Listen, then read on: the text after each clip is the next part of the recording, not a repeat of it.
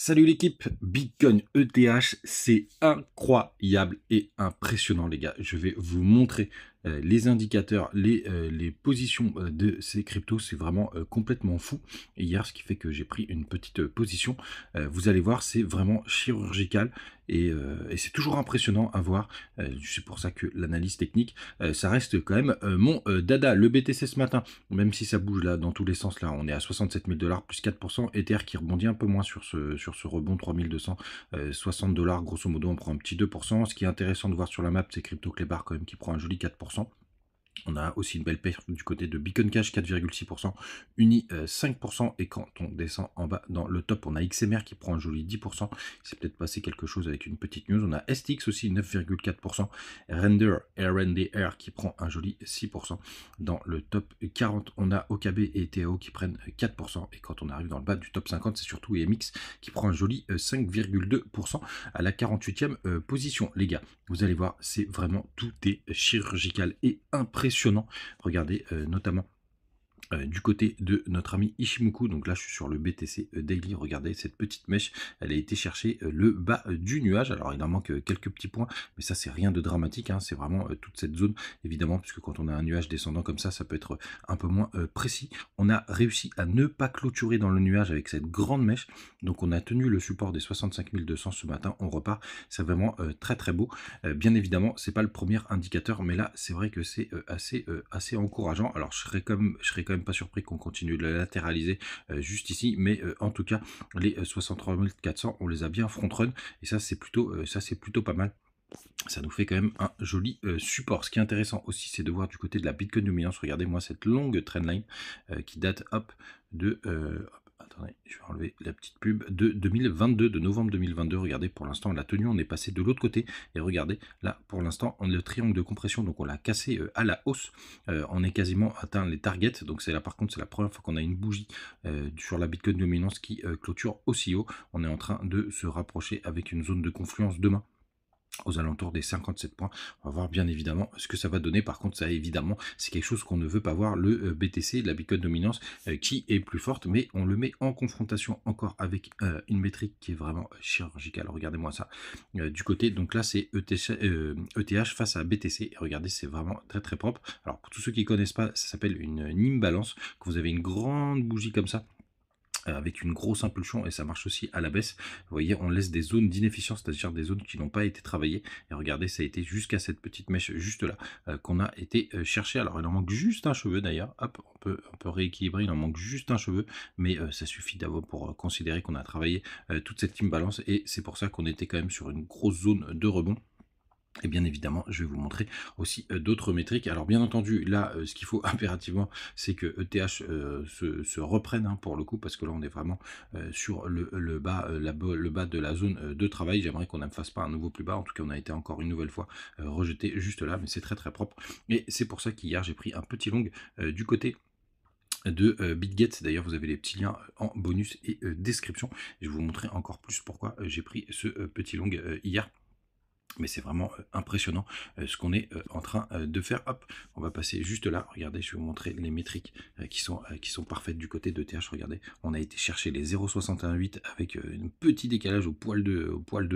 Pour le coup, c'est vraiment très très propre. C'est sur les 0,618 qu'on a un bon rebond. Je vous le disais hier que la première target c'était 3100.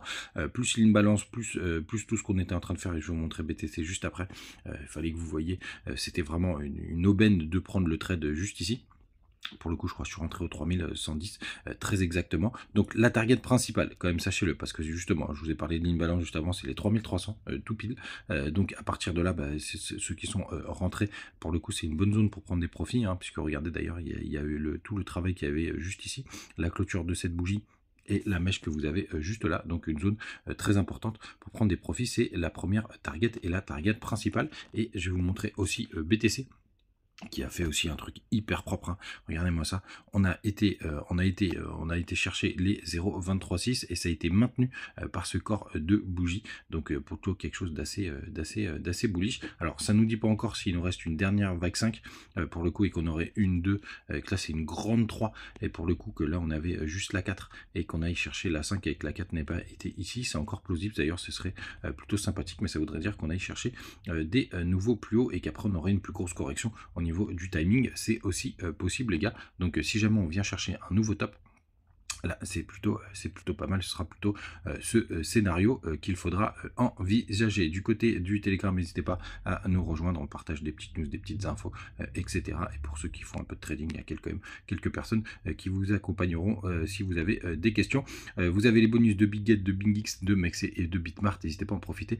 Page d'accueil et aussi en lien et commentaires. Par contre, les gars, vraiment attention, parce qu'on a été chercher pas mal de chasse à la liquidité, mais il y a quand même des zones qui commencent à s'accumuler sous les 63 400. Hein, n'oubliez pas, on a une grosse zone de polarité aux alentours des 62 800 $, ça n'a pas changé.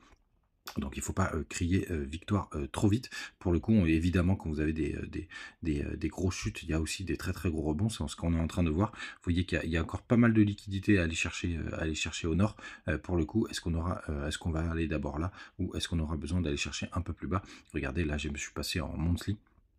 Pour le coup, il y a encore beaucoup de liquidités qui se trouvent en bas, même quasiment jusqu'aux 56 000 $. Même si vous disiez, pour moi, la grosse zone de polarité, elle est aux 62 800.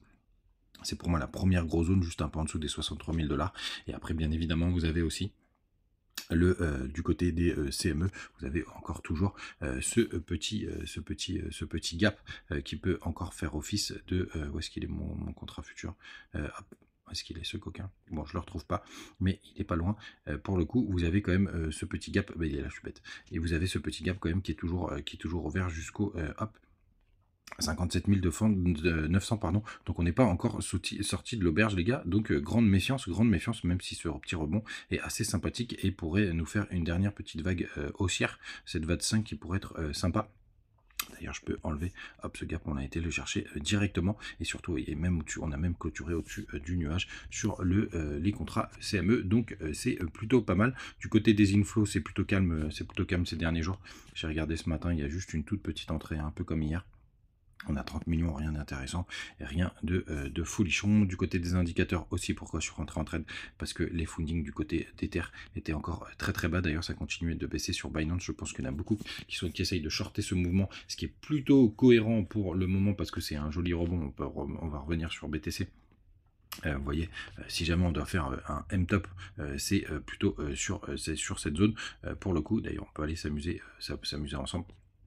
Alors, on va passer en 4 heures, hop, on peut aller s'amuser ensemble, il va falloir juste que j'enlève ce Fibo, hop, et vous voyez, quand vous avez un rebond comme ça, si jamais il y a une zone de short, on va le calculer ensemble, hop, vous prenez le bas, le haut, pour le coup, hop, et vous voyez, on a été chercher la zone de rechargement de short, hop, juste là. Regardez-moi comme c'est chirurgical, c'est vraiment impressionnant. Les 0,786, voilà, même, vous voyez, je le fais en direct live. Vous voyez, quand vous avez un rebond comme ça, la zone de rechargement, si on doit aller plus bas, on se fait rejeter entre les 0,618 et les 0,786. Regardez, on a été le chercher à la perfection. Donc ça, c'est quelque chose que vous pouvez surveiller, mais pour l'instant, vous voyez, il y a eu un gros rejet.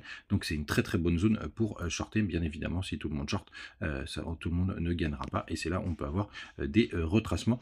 Et en tout cas, c'est ce que je surveille de près. Après, cette bougie daily, elle est vraiment très belle, hein, celle d'hier, avec une grande mèche comme ça. Donc ça, c'est plutôt encourageant. Donc je ne serais pas surpris quand même qu'on ait une petite dernière vague haussière. Les gars, vous savez tout. N'hésitez pas à me partager vos alts en commentaire. Je vous ferai un petit point sur les cryptos sur lesquels j'ai envie de recharger ces derniers temps. Mais si vous avez épluché mon Twitter, vous savez déjà ce que j'ai fait ces derniers temps. Les gars, vous savez tout. Passez une très très bonne journée et à demain. Ciao.